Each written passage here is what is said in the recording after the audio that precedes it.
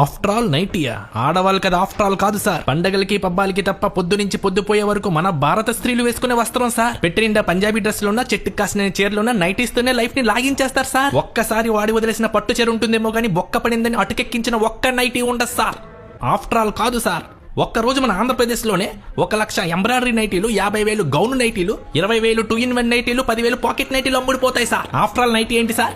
ముఖాన్ని కడుక్కోవడానికి, ముక్కుని చీదుకోవడానికి, దగ్గొస్తే దాచుకోవడానికి, తుమ్మొస్తే తడుపుకోవడానికి, దుమ్ముంటే దులుపుకోవడానికి, తడిగా ఉన్న ప్లేట్ తొడవడానికి, టైట్ గా ఉన్న మూత తెరవడానికి, ఇలా ఎన్నో అవసరాలకి ఆనకట్టగా నిలబడుతుంది సార్ మన 150 రూపాయల నైటీ. ఆఫ్టర్ ఆల్ నైటీ కాదు సార్.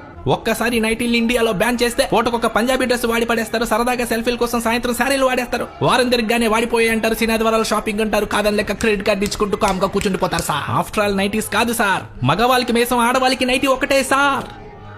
నైటీని లైట్ గా తీసుకోకండి. 2-3 కొని పాడేయండి.